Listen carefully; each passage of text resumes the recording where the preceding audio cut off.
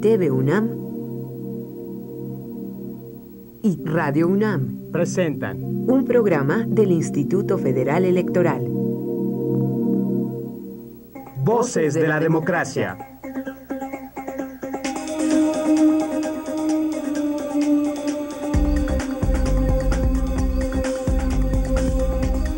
Voces de la Democracia. Bienvenidos, qué gusto que nos acompañe. Esto es Voces de la Democracia. Soy Elisa Alanís. En esta ocasión hablaremos de la fiscalización y el financiamiento a partidos políticos en América Latina. Para ello contamos con un panel de expertos que, antes de presentarlos, los invito a ver el siguiente reportaje y ya caemos a la charla, al diálogo, a la discusión con nuestros invitados. Voces de la Democracia, @ife.org.mx.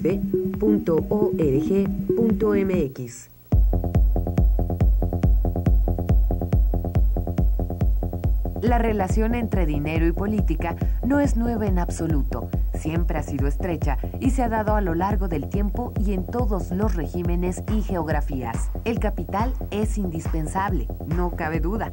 La problemática nace en que no siempre interviene en busca del bien común, ni de manera legal y equitativa. Y aunque la reafirmación de las democracias ha logrado revertir hasta cierto punto esta situación, el financiamiento ilícito, específicamente durante las elecciones, sigue generando abusos y desigualdad, incluso en las llamadas democracias consolidadas. Esas prácticas reconocen organismos internacionales como la Organización de las Naciones Unidas, se ven alentadas por la ausencia de leyes y reglamentos eficaces que rijan la financiación de los partidos, sus gastos y la transparencia del proceso político en su conjunto.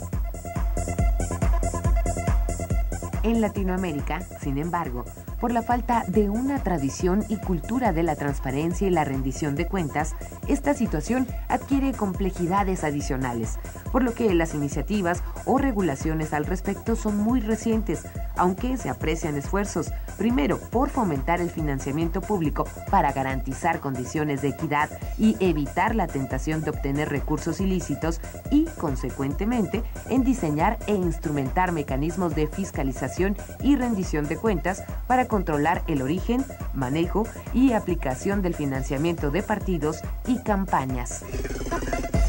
La celebración de elecciones periódicas, libres y auténticas, basadas en el sufragio universal y secreto, la creación de un marco legal incluyente y minucioso y de autoridades electorales autónomas e independientes son necesarios, pero como condición indispensable, la cultura y los dispositivos jurídicos institucionales para garantizar la transparencia y la rendición de cuentas deben trascender el marco político electoral y convertirse en valores y prácticas sociales dominantes.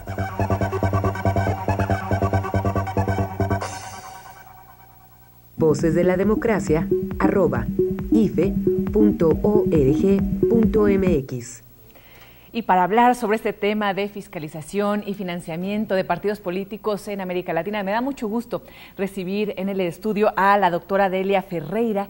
Ella es investigadora del Centro de Estudios para Políticas Públicas y directora del programa parlamentario CEPA en Argentina. Bienvenida. Muchas gracias. Muchas gracias. También nos acompaña el doctor Rafael López Pintor.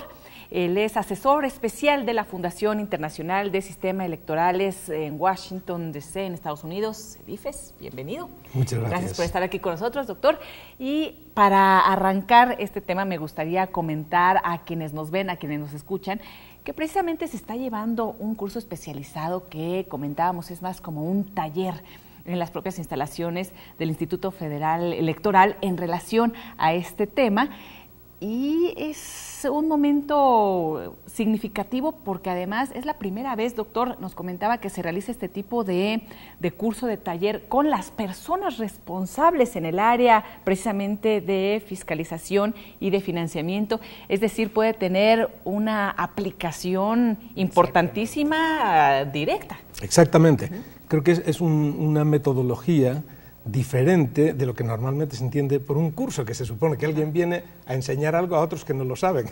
En este caso es un encuentro, más bien, con aquellas personas que llevan años responsables de esta actividad, de la fiscalización, del gasto, de partidos políticos y campaña, por lo tanto todas personas con mucha experiencia, y la dinámica y de la metodología del curso es una dinámica muy participativa, donde hay un intercambio que se realiza de conocimientos y de experiencias, que se realiza a través de distintos procedimientos, quizá no merece la pena entrar en ese detalle, pero como digo, es más un encuentro y tiene la característica, es la primera vez que en América Latina se celebra un tipo de actividad como que abre también las posibilidades, y en este sentido creo que el IFE muestra una sensibilidad muy grande al abrir una nueva vía a un tipo de intercambio, de aprendizaje aplicado, pensando, porque al final la conclusión es de todo esto que nos hemos intercambiado, qué se puede hacer a corto, medio, largo plazo para mejorar la situación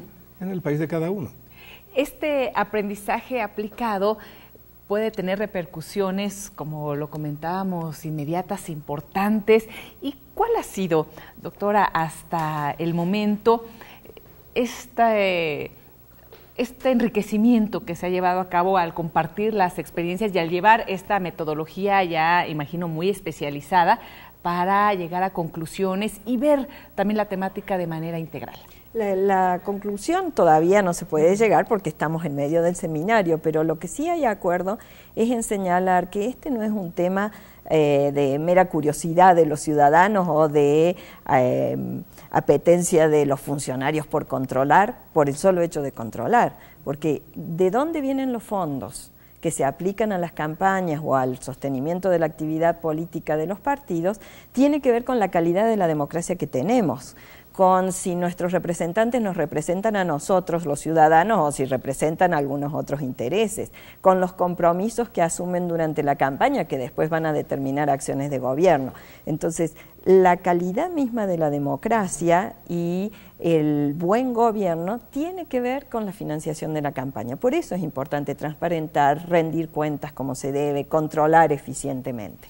Yo recuerdo una frase, por cierto, poco democrática, de mis abuelitos, que decían, el que paga manda.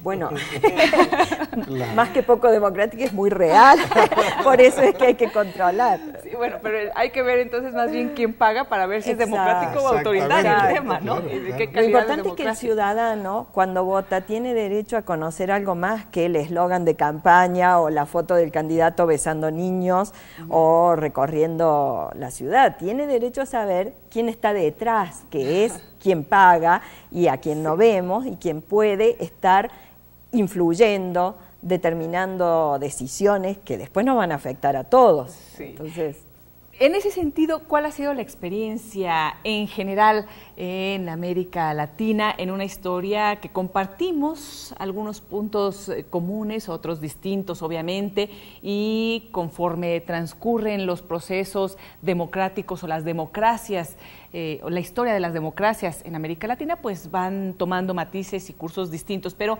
¿cuál sería un eje rector? Bueno, en América Latina hay un eje rector y no es diferente del eje rector que ha tenido lugar en Europa o en los Estados Unidos. El eje rector es la extensión de la práctica del sufragio universal, del voto igual y secreto para todos. Entonces, si hubiera que resumirlo en una sentencia, digamos, sería la historia del financiamiento de los partidos y de las campañas electorales va unida íntimamente a la historia de la expansión del sufragio universal. Es decir, la historia es que al final del siglo XIX, en Europa como en América Latina, no podían votar más que los hombres mayores de 20 y tantos años, propietarios y alfabetos, eran muy pocos. Los candidatos eran gentes digamos de la clase alta, o abogados de las ciudades y tal, y el electorado era muy pequeño. Entonces, prácticamente los candidatos financiaban las campañas con apoyos de algunos hombres notables, algunas familias notables y tal. El terreno, al final, ¿qué tan nivelada está la cancha de juego? Llega el siglo XX y empieza a abrirse el sufragio. Se vota a la mujer, la gente no necesita ser propietaria para tener derecho a voto, y llegamos hasta el día de hoy, donde por primera vez en la historia, en todo el mundo, también en Europa y en Estados Unidos, en todo el mundo, por primera vez realmente todo el mundo puede votar. Es decir, sabemos que hay gente que no vota y que hay sectores marginados, pero porque están socialmente marginados, sectores vulnerables, minorías étnico-lingüísticas, campesinos, mujeres, sectores del sector de la mujer y muchos sectores del sector femenino que están marginados del registro de la identidad personal, que a veces no tienen ni documentos básicos. Pero sabemos que si se cubre esa marginalidad, por primera vez todos pueden votar. Entonces, ¿qué pasa? Que como también todos pueden ser candidatos, o mejor dicho, puede haber, y de hecho hay candidatos de todos los sectores sociales, y no todos los sectores sociales están económicamente igual de bien dotados para pagar campañas, es ahí donde vienen nuevas desigualdades en la financiación. Y es, por lo que comenta, doctor, un tema a atender, el hecho de ir superando algunos problemas o desigualdades estructurales a través de leyes, a través de reglamentos, etcétera. Sin embargo, cuando la desigualdad empieza a darse en otros terrenos, que no es en el papel, que no es en el jurídico, como en el tema de desigualdad, de poco acceso a mujeres que viven en regiones aisladas o discriminadas por asuntos de todo tipo, también la complejidad del análisis empieza a surgir. Sin duda, y ustedes en México, por ejemplo, han pasado recientemente una legislación específica sobre financiamiento de las campañas que tiene que ver con la ampliación de la participación de género, previendo que una parte de los fondos que el Estado, con el presupuesto general, dedica al financiamiento de las campañas debe estar orientada a la capacitación de líderes mujeres para garantizarles un nivel de inicio de acceso en condiciones mejores, en condiciones de igualdad respecto a las que tenían antes. Y en este sentido Latinoamérica realmente está marcando una tendencia en el mundo, porque ya son 5 los países de Latinoamérica que tienen regulación específica, regulación vinculada al financiamiento de la campaña para la participación de género. Por ejemplo, en Brasil, que es la última reforma que se ha introducido, se prevé expresamente que una parte de los espacios en medios de comunicación para hacer campaña, que se distribuyen gratuitamente a los partidos políticos, debe estar destinada a las candidatas mujeres. Eso está regulado en la ley y se ha puesto en práctica con motivo de la última campaña electoral. Y en esto Latinoamérica está dando una lección, digamos, al resto de los países, rompiendo, digamos, ciertas barreras y generando nuevas herramientas para la inclusión social. Y ahí yo diría también que hay sectores, por ejemplo, de las minorías étnicas o las personas con discapacidad, donde en los últimos años se han dado pasos en un número de países muy importantes. Que no se haya trasladado todavía a la legislación electoral, como sí se ha trasladado en estos países al tema de género, sin embargo, hoy día hay programas de ayuda al voto de la persona con discapacidad, al registro de esta persona y su identificación. Hay personas con discapacidad que tradicionalmente las familias les escondían como si fueran impresentables. Bueno, todo eso está cambiando rápidamente en muchos países y en el mundo, pero en América Latina ciertamente la fundación a la que yo asesoro, hemos hecho trabajos en América Latina últimamente como en 3 o 4 países en ese tema, en esa área. Y la población responde muy bien, fíjense en los medios, qué interesante. Recuerdo un país que empezamos con mucha reticencia por muchas autoridades, porque no había fondos, porque sí, porque cual, y cuando empezamos a trabajar para ayudar a las personas con discapacidad al voto, a meter este tema en la campaña de publicidad, que quiere creer que la mayoría de los medios de comunicación lo hicieron gratis, o sea, nos pasaban las campañas gratis, porque consideraban que esa era su contribución al desarrollo del voto, de la posibilidad de que estas personas puedan votar. Uno encuentra mucha receptividad en la sociedad, mucho más de lo que mucha gente cree, y lo mismo pasa con muchas otras minorías. Sí. Sé que el tema es, en este caso, América Latina, pero ustedes han estado por todo el mundo, han hecho referencia a Europa y hace un momento fuera del aire hablábamos de Medio Oriente, algunos lugares en particular, Y me gustaría, para poner también en contexto de esta charla y después ir a asuntos más particulares, su opinión en relación a la perspectiva que se tienen de las democracias en América Latina con otras regiones del país u otros continentes. África, lo primero que diría sí, es que no tenemos por qué tener un complejo de inferioridad, cosa que nos pasa muchas veces. Pensamos que todos los males de la democracia suceden en nuestros países en Latinoamérica y que el resto de las democracias son perfectas. Eso no es así. Nosotros tenemos democracias jóvenes, dentro de todo, en construcción, pero no tenemos democracias de segundo nivel ni más problemas que otros países. Corrupción vinculada al financiamiento de las campañas puede haber, y de hecho hay, hasta en las democracias más desarrolladas del mundo, en Estados Unidos, en Francia, en Inglaterra, en Alemania, en Italia, en Japón. Digamos, el problema no es la existencia de corrupción o de problemas en las elecciones. La diferencia entre los países es cómo responden a esos fenómenos. Si los toleran o no, si reaccionan eficientemente o no. Y no todos los países responden igual, y yo creo que en Latinoamérica estamos trabajando para mejorar las herramientas que tenemos para responder a este tipo de problemas. Pero de ninguna manera podemos tener un complejo de que tenemos democracias de segunda calidad o menos importantes que otros países. Y como yo decía antes, en realidad, con algunas asincronías, digamos, o diferencias en el tiempo, la historia de las elecciones y de la democracia en América Latina es la historia de la democracia en Europa y en los Estados Unidos de América.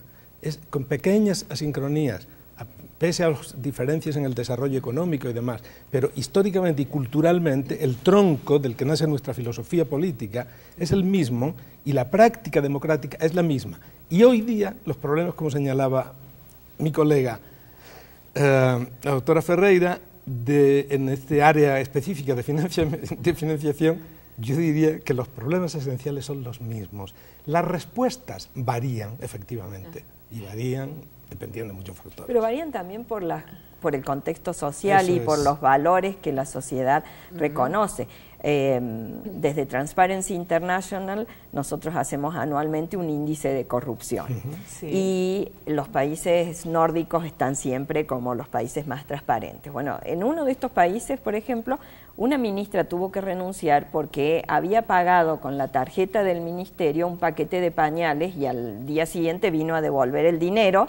Y fue un escándalo y tuvo que renunciar. Y esto en otros países entra dentro de lo tolerable. Entonces, ni en 8 columnas ni en la última no sale, exacto. Entonces, lo que sucede también es que las sociedades tienen distinto grado de tolerancia a este tipo de faltas, pero esa construcción de los valores sociales también es una construcción permanente. Y es responsabilidad no solo de los organismos electorales, de la sociedad civil, también de todo el entramado social que va configurando lo que se acepta y no en determinadas sociedades y va evolucionando, no es siempre igual. Y también hay que tener en cuenta que cuando se llega a un nivel que consideremos que es aceptable, eso no quiere decir que nos vamos a quedar ahí, se puede ir para atrás y de hecho se va para atrás. Esto es como... Bueno, es parte de, iba a decir como la vida, claro, es que es parte de la vida.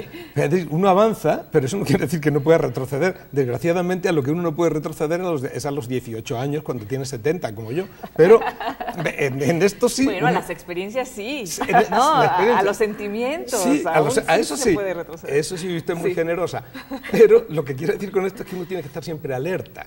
Es decir, el esfuerzo es de avanzar, pero sabemos que eso es una planta, la democracia es una planta. Y al planta hay que regarla y hay que podarla y si no, la planta pues se pone fea, ¿verdad? En este sentido hay pues experiencias muy recientes que nos impulsan a avanzar a una velocidad mayor, es decir, cuando veíamos al inicio del programa el reportaje en donde se hablaba de transparencia y rendición de cuentas, en nuestro país hasta hace muy poco se implementó el término ya también de una manera estructural en las reglas, en las leyes, transparencia, rendición de cuentas. Es más, Curiosamente no existe, por ejemplo, un solo término para rendición de cuentas. Eso me llama mucho la atención, cosa que en los Estados Unidos está clarísimo, ¿no? Y con una palabra uno puede identificar eso. Aquí, pues todavía, bien a bien, no sabemos de qué se trata, esto de la transparencia y la rendición de cuentas, que es eje fundamental de la democracia, pero a la vez nos entusiasma mucho porque nos invita a movernos y a poder dirigirnos hacia consolidación democrática. Sí, sin duda, pero fíjate, Elisa, que si uno mira la película y no solo la foto, ve que en todo el continente latinoamericano lo que ha habido es una creciente incorporación de herramientas, obligaciones, regulaciones, creación de organismos para ir controlando esto en el paso de estos últimos 25, 30 años de la tercera ola democrática.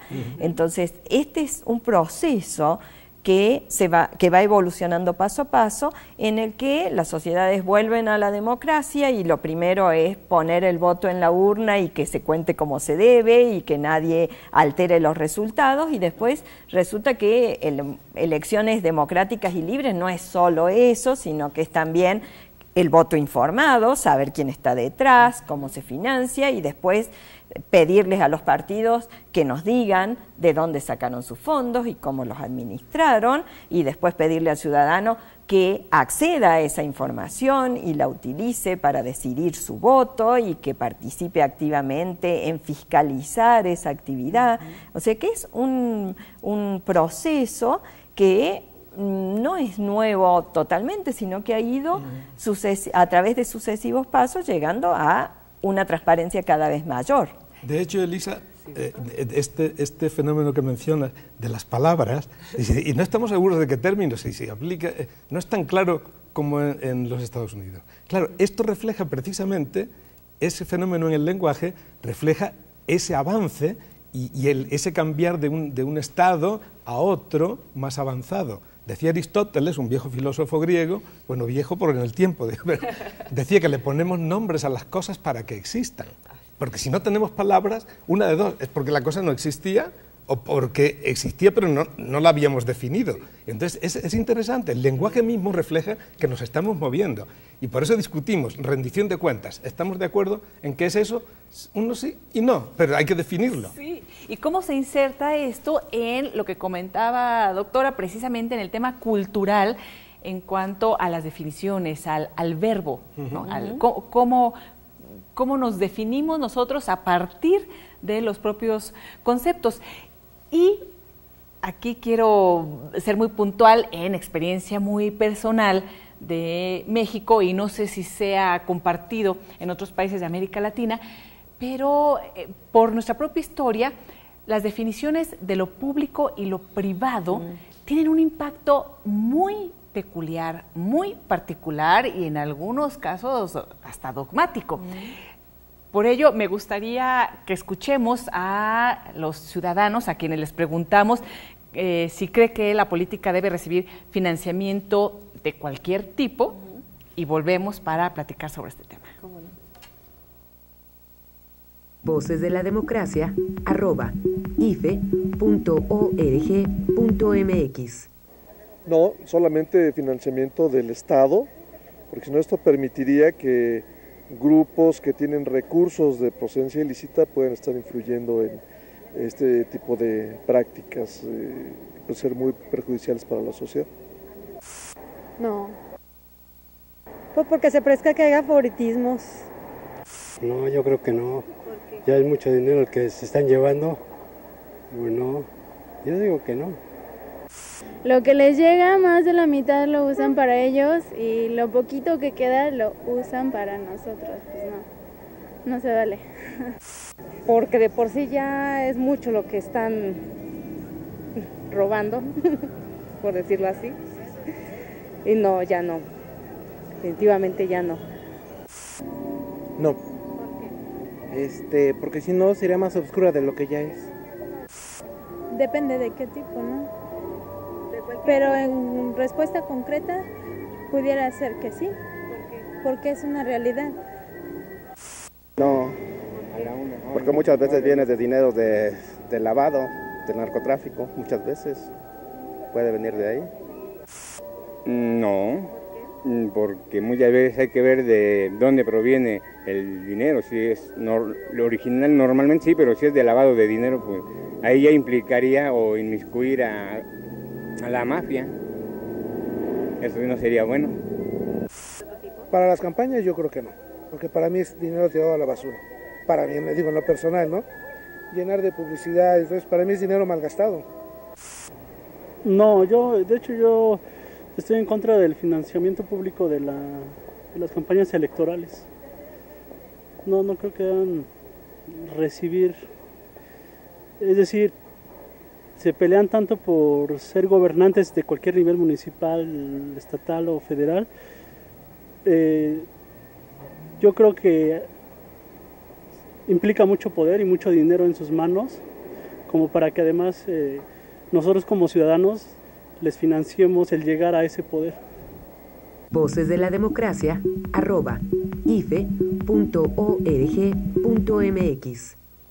Financiamiento público, financiamiento privado, distintas opiniones en relación a ello. Siempre hay un debate que tiene que ver, bueno, ¿están gastando mi dinero? Eso no me gusta, o cómo lo van a gastar. O bien, en el tema de los privados no sabemos de dónde viene, y como decían los abuelitos, el que paga manda, entonces no sé quién va a mandar, si no me queda claro quién está financiando. Tenemos también algunas aportaciones de quienes nos están escuchando en estos momentos. Por cierto, les voy a indicar nuestro número telefónico porque nos puede llamar al estudio al 5622-9353, 5622-9353 para ser parte de esta charla. También nos escriben y nos dicen, la rendición de cuentas debe iniciar justamente cuando hay recursos públicos en juego.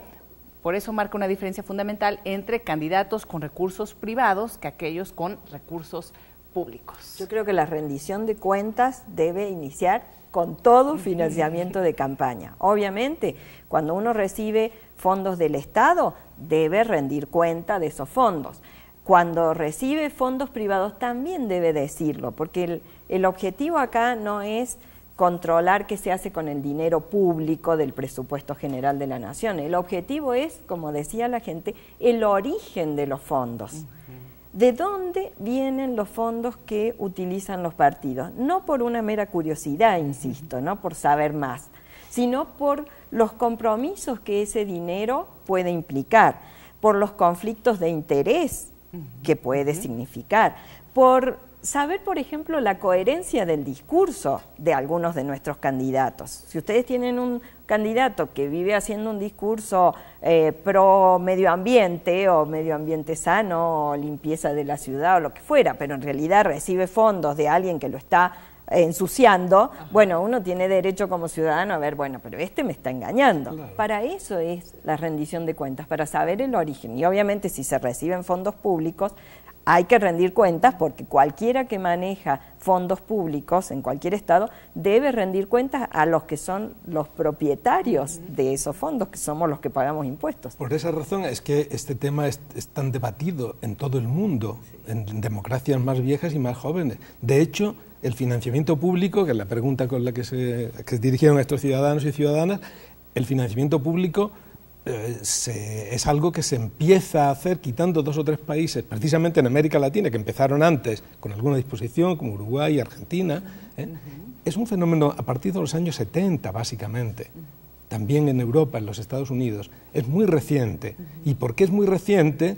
Pues porque antes las campañas estaban basadas exclusivamente en financiamiento privado y no se sabe de quién. Entonces, como la democracia es un régimen en el que no solamente todos debemos votar y tenemos derecho a elegir, sino que los elegidos deben gobernar de acuerdo a objetivos por el bien general, no a objetivos de no se sabe qué intereses. Es esa razón por la que este es un tema muy polémico y por la que, por lo tanto, hay que saber si es público, si es privado, si es mixto, por qué, quién está detrás, cómo se fiscaliza y cómo rinden cuentas de ello los actores políticos. ¿Y cómo está el mapa electoral en América Latina en este rubro en particular? Platíquenos algunas de las experiencias. Mira, en general los países latinoamericanos tienden a tener regímenes de financiamiento mixto. Hay una parte de los fondos que viene del presupuesto del Estado y otra parte que es privada. En cada país se establecen algunas prohibiciones, ciertos tipos de fondos privados no son admisibles, el volumen de fondos públicos también varía, en México es muy alto, en otros países es más bajo, y hay 3 países en la región donde no hay financiamiento público, que son Bolivia. En Perú, aunque está regulado en la ley, no se ha habilitado esa partida presupuestaria para los partidos políticos, y en Venezuela, donde no hay financiamiento público para los partidos. Pero en el resto hay financiamiento público que se combina con una parte de financiamiento privado, con regímenes variables. Es muy parecido, el régimen, digamos, en principio es muy parecido al de la Europa continental, con la diferencia que en Europa, digamos, el porcentaje de financiamiento, que es el porcentaje conocido al menos, que es financiamiento público, es más alto, digamos, hay más financiamiento público en general que en América Latina, pero como digo, la parte privada es más difícil de saber cuánto es. Es curioso, entonces, este movimiento hacia procesos más democráticos tiene que ver con la inclusión de financiamiento público en distintas zonas, en distintas áreas, en particular, y en este caso, porque estamos hablando de ello, de América Latina. Es también directamente proporcional el tema de la capacidad de fiscalización con la forma en que se decida financiar a los partidos políticos. Es decir, es más fácil, por ejemplo, fiscalizar los recursos públicos que los privados en general. Es más fácil fiscalizar el origen, ciertamente, porque viene del presupuesto nacional. Fiscalizar el gasto no es diferente de recursos públicos y privados. Como digo, en el origen es más difícil fiscalizar los recursos privados, pero también la fiscalización depende de la capacidad de la institución que tiene que fiscalizar. O sea, uno puede tener un sistema estupendo en la ley, pero si la autoridad que tiene que fiscalizar es muy raquítica, no tiene casi funcionarios, está mal dotada, no tiene recursos, entonces la fiscalización se hace muy difícil o es muy limitada. Hay que mirar no solamente lo que diga la ley, de que los partidos tienen que presentar informes, pues se les puede hacer auditorías, etcétera, sino quién tiene que hacer ese seguimiento, esa fiscalización, qué medios tiene, qué dotación tiene, y cómo los ponen en movimiento, ¿verdad? Y qué capacidad de sancionar a los que hacen lo que la ley prohíbe, por ejemplo, gastar en lo que no se debe, o hacer campañas más largas de las que están autorizadas por la ley, o recibir fondos privados de los que están prohibidos. Entonces, a medida que se generan esas prohibiciones, esos condicionamientos, hay que dotar, como decía el profesor Pastor, hay que dotar al organismo de control de los medios, la infraestructura y las competencias para investigar, sancionar y ver que esas sanciones se cumplan. ¿Quiénes deben de fiscalizar o cuál ha sido la experiencia en América Latina para decir podemos dotar de todas estas herramientas a quienes fiscalicen?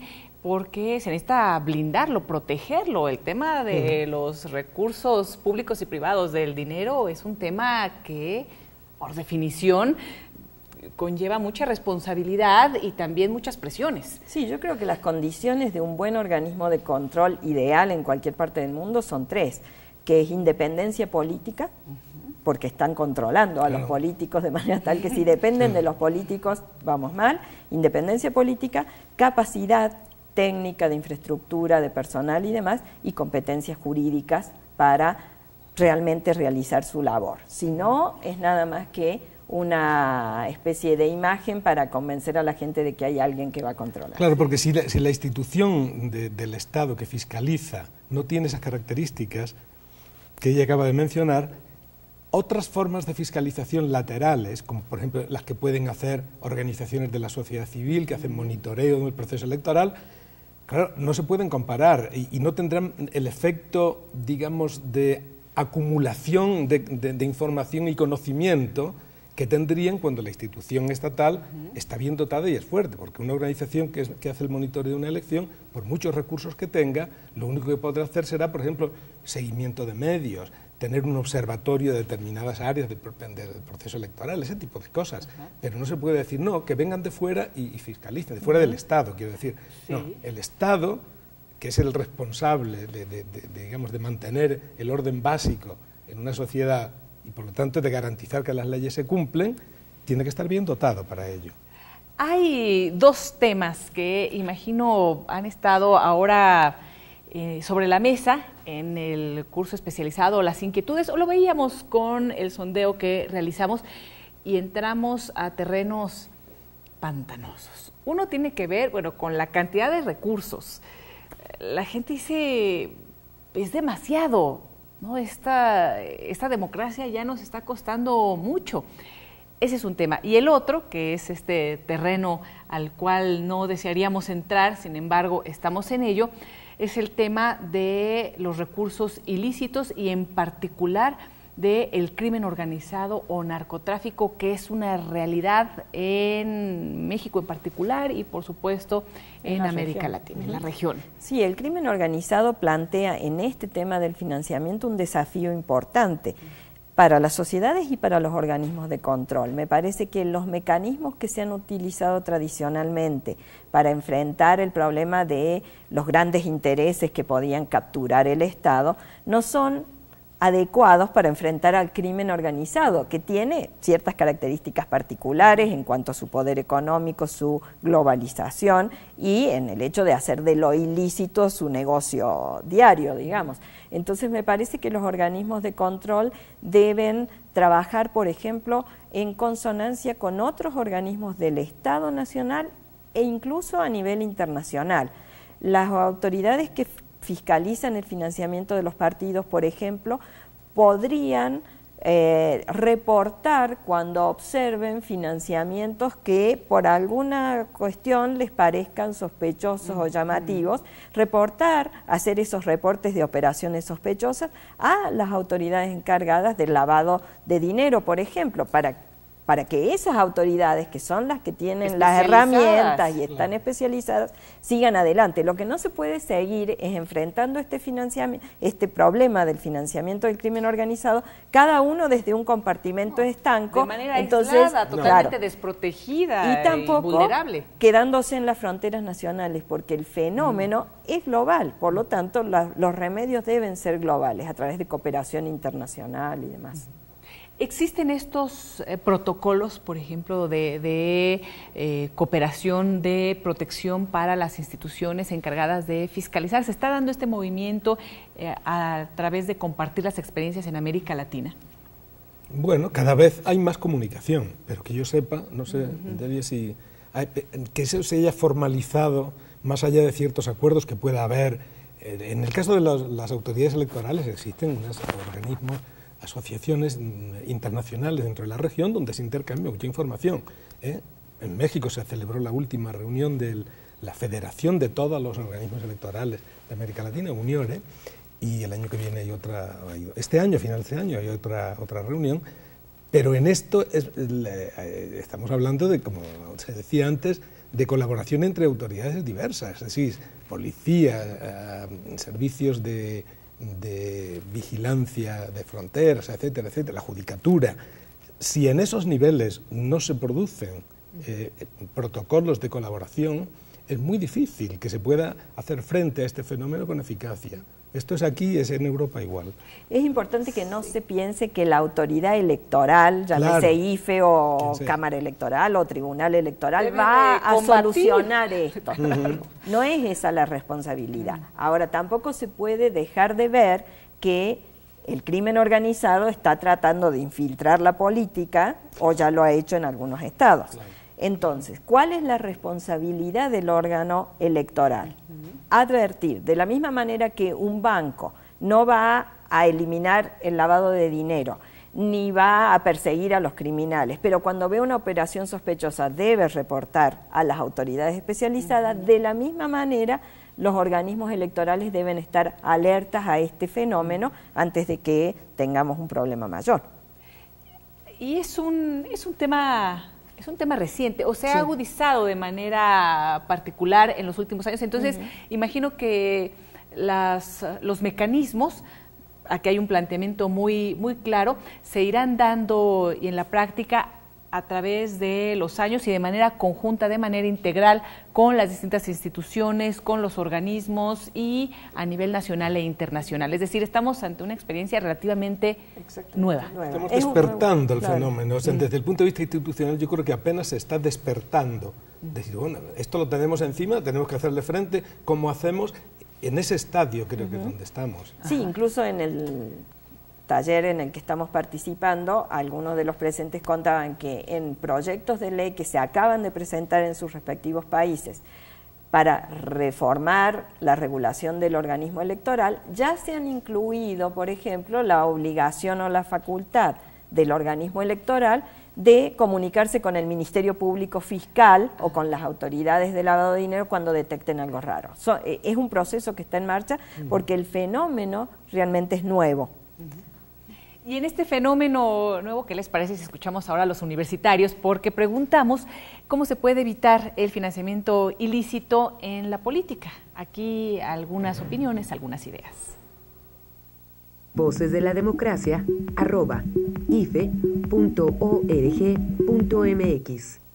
Sobre todo haciendo auditorías, que sería lo principal, pero, o sea, es el hecho de ver para qué se piden los recursos desde un principio.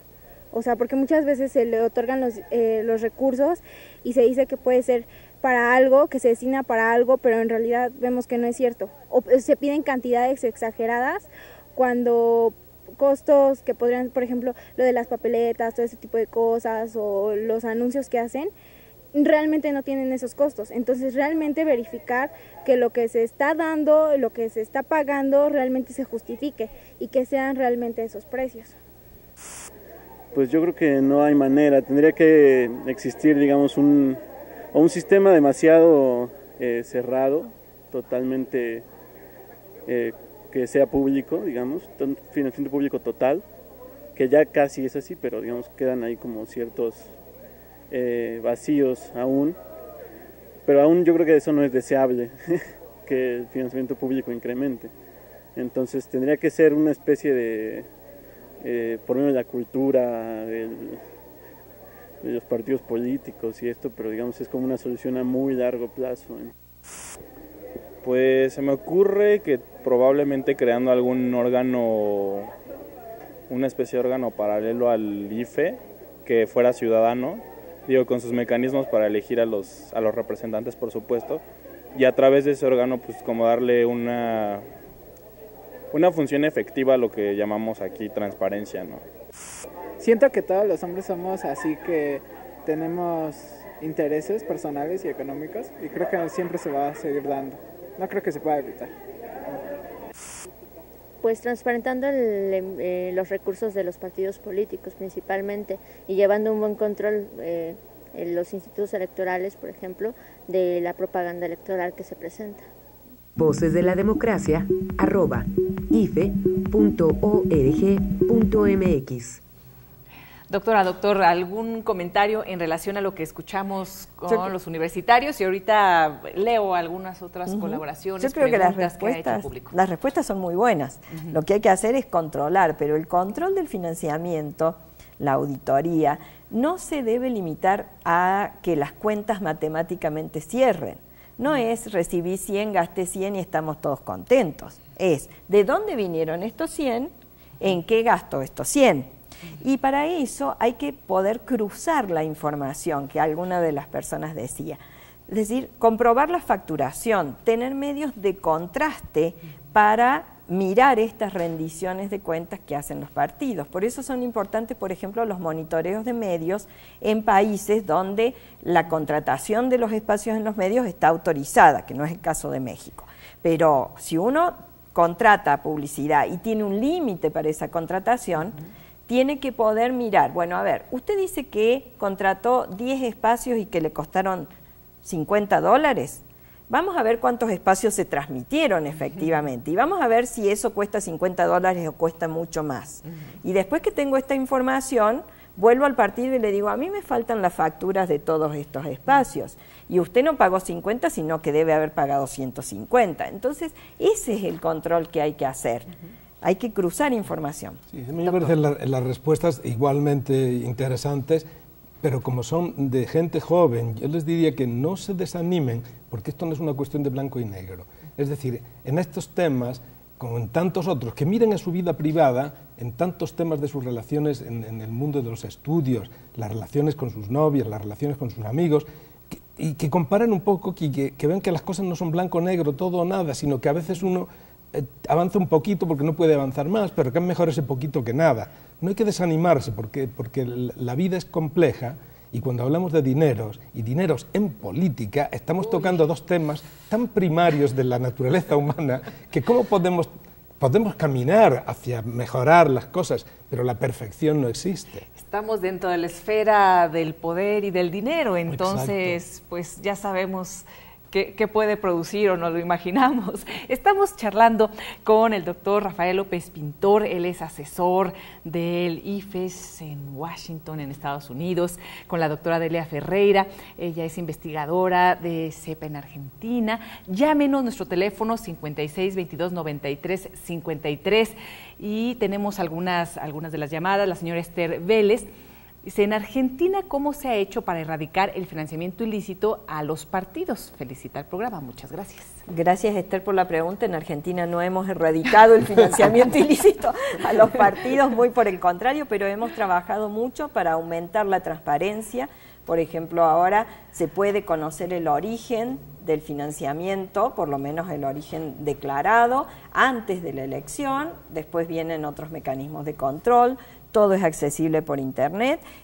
Sin embargo, el financiamiento ilícito sigue siendo un problema, y lo que hemos logrado es mejorar las condiciones para detectar cuando hay ese financiamiento ilícito. No siempre se aplican las sanciones que desearíamos que se apliquen, pero estamos trabajando en ello. Voy a ligar dos comentarios que me llegan a mi cuenta de Twitter con una llamada de nuestro público. Su Claudia Su dice: democracia pagada, así lo pone entre comillas. Raza 23 dice que si se rebasa el tope no se pongan multas, que se anulen los votos o hasta el registro.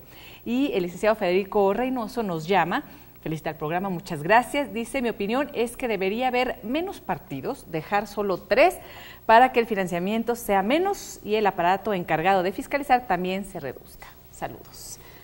Doctor. Bueno, la democracia, mucha gente dice que la democracia es muy cara. ¿Entre menos más? Claro, pero yo diría, lo más caro de todo es la guerra. Y lo que le sigue a la guerra, en carestía, es la desconfianza. Entonces, en cualquier sistema político, a mayor grado de desconfianza, más caro es el ejercicio democrático, porque hay que establecer más controles y eso cuesta dinero. Y esto pasa en todos los países. Entonces, una vez que la democracia está establecida y está funcionando, digamos, normalmente, claro que uno puede y debe buscar que el gasto, que no haya gasto superfluo o minimizar el gasto superfluo. Los partidos políticos siempre quieren tener más dinero, cosa que desde el punto de vista de la naturaleza humana me parece lógica. La curva es siempre ascendente, siempre quieren tener más porque creen que haciendo más, qué sé yo, teniendo más acceso a la televisión, o poniendo más vallas, o teniendo más mítines, van a sacar más votos. Es legítimo, pero eso no quiere decir que necesariamente sea así. Es decir, a estas cosas hay que ponerles un límite que depende del país, depende del contexto. Ahora, en ese límite, que viene su segunda pregunta, las sanciones, claro, pues las sanciones igual hay que ser razonables, sanciones que se puedan cumplir, que haya mecanismos, recursos para hacerlas cumplir y que no sean superfluas. Es decir, si a mí me amenaza una sanción con una multa de $200 por un ejercicio que me cuesta 20.000, a mí qué más me da, pues pago los $200, es el mejor negocio. Lo importante es que las sanciones estén relacionadas, sean congruentes con el tipo de acto que tratan de sancionar. Vuelvo ahora al tema inicial, cuando hablaban de la parte cultural, de las experiencias en distintas regiones, países, y cómo es de vital importancia la capacidad de reacción y que se liga con la capacidad de asombro o por llamarlo de alguna manera, o de poca tolerancia sobre actos de corrupción que, como decían, están y existen en todos los países del mundo, en las democracias más avanzadas, en las menos avanzadas. Se dan estos fenómenos, el tema es cómo vamos a responder a ellos, con qué mecanismos y con qué intensidad también, en el sentido de... ¿Cuál es la demanda social? Si la sociedad demanda transparencia, honestidad, buen gobierno, buen uso de los recursos públicos, tarde o temprano los políticos van a ofrecer eso porque quieren ganar elecciones. En eso plantea una responsabilidad muy importante para los ciudadanos. En algunos países hay críticas a la corrupción y hay mucha corrupción, pero los ciudadanos dicen, y bueno, roban pero hacen, entonces los sigo votando. Pero que den. Claro, muy bien. Mientras sigan pensándose así, seguirán robando, porque hay tolerancia y los sigo eligiendo. El tema requiere una demanda por parte de la ciudadanía, y esa demanda no se va a construir hasta que la ciudadanía no sea consciente de varias cosas. Número uno, los recursos que se dilapidan no son del Estado como un ente que no tiene nada que ver con nosotros, son nuestros recursos. Son nuestros recursos en el sentido de que se colectan a través de impuestos, y son nuestros recursos en el sentido que son los recursos que van a pagar los servicios de los que nosotros nos beneficiamos. Entonces hay que ser consciente que esos recursos son nuestros recursos, por lo tanto los tenemos que cuidar como propios. Y eso requiere también ser consciente de que la corrupción nos afecta personalmente. Dinero que se va en corrupción es dinero que no se aplica a salud, que no se aplica a educación, que significa menos hierro en la construcción del edificio de la escuela y después hay problemas o cosas por el estilo. La corrupción nos afecta a todos, no es una cosa ajena al ciudadano de a pie. Comentaba, doctor López Pintor, que es muy cara la guerra, que le sigue la desconfianza. Hablábamos de la corrupción que se genera en todos los países y me preocupo. Y me preocupo con lo que pasa en América Latina y en particular en nuestro país, porque si bien se ha matizado el término de guerra, que en un inicio se utilizó por parte del gobierno, después dijo que no era, que es una lucha, pero estamos viendo un presupuesto altísimo que se va al combate al crimen organizado como nunca antes en la historia, en la Secretaría de Seguridad Pública, es decir, en Fuerzas Armadas, Estado Policíaco, ¿no? Reforzar todas estas áreas. Y por el otro lado, el tema de la desconfianza, en donde se han creado reglamentos, leyes que están impidiendo que se lleve a cabo la corrupción, que no haya transparencia, rendición de cuentas, pero sí con una gran desconfianza en general y que crean mecanismos muy costosos para la sociedad. Esto sucede en América Latina, estoy cierta y es correcta mi percepción, porque en general la gente dice, es muy cara la democracia en México, estamos pagando mucho, son muchos recursos los que se van a los partidos políticos y a las instituciones, sobre todo en procesos electorales. Bueno, pero ahí, de nuevo, repito, la respuesta a todo eso, en mi opinión, es doble. Una es la búsqueda de la moderación. Y esto es un principio guía general. En general, como se hace en el hogar, con el presupuesto del hogar, uno debe buscar la moderación en el gasto. Uno no debe endeudarse mucho más allá de poder pagar con lo que tiene. Pues lo mismo en el Estado, a nivel nacional, uno tiene que buscar, con mayor razón, porque el gasto es del dinero de todos, la moderación. Y el otro, que es más personal, es que nosotros todos y todas somos más dados a la crítica y al desánimo y al desaliento que a decir qué puedo hacer yo, empezando hoy. Si cada uno se hiciera en estos temas, cuando hay campañas electorales y todo eso, ¿qué puedo hacer yo, Rafael, o tú, Elisa, o tú, Delia, o yo, Delia? ¿Qué puedo hacer yo? Y ahí viene la forma de la movilización ciudadana, no solo mental, no solo psicológica, de tener más información. Pues voy a tratar de informarme mejor este tema que tanto critico, a ver realmente esto, ¿qué información puedo conseguir? Y segundo, la asociación. Si uno tiene que relacionarse con otras personas que sienten lo mismo que uno y a través de mecanismos de organización hacer presión por la causa que uno quiere buscar, por la mejora de lo que uno busca. Hay una pregunta de Guadalupe Treviño que es muy interesante, no sé si se tenga la respuesta, porque dice: ¿cuál es el porcentaje del dinero ilícito que interviene en la política? Ese porcentaje, ¿se tienen idea? Precisamente porque es ilícito y porque además al ser ilícito no es transparente. Entonces, un porcentaje es muy difícil dar, aunque es la pregunta frecuente. ¿Cuánto es el dinero que proviene de fuentes ilícitas? De todas maneras, es un problema y debe preocupar a las autoridades y a los ciudadanos y a los partidos políticos, porque los partidos políticos no son una banda de corruptos. Los partidos políticos están llenos de gente bien intencionada, que es honesta y que trabaja bien. Por lo tanto, a ellos también les interesa evitar el financiamiento ilícito. Es responsabilidad de ellos también evitar el financiamiento ilícito. Los porcentajes, como te decía, no existen cifras oficiales, digamos, de financiamiento ilícito, pero ha habido casos notorios de financiamiento ilícito en todos los países de la región, en algunos más, en otros menos. El problema está, hay que saber enfrentarlo en vez de ocultarlo debajo de la alfombra. Doctora, nos tendremos que despedir por el momento en este programa. Me gustaría nada más, sé que no hay conclusiones todavía, pero si nos pueden adelantar algo en relación a este curso, este taller que se está llevando a cabo sobre el tema en nuestro país, nada más para quedarnos con una probadita y abrir la puerta para próximos programas.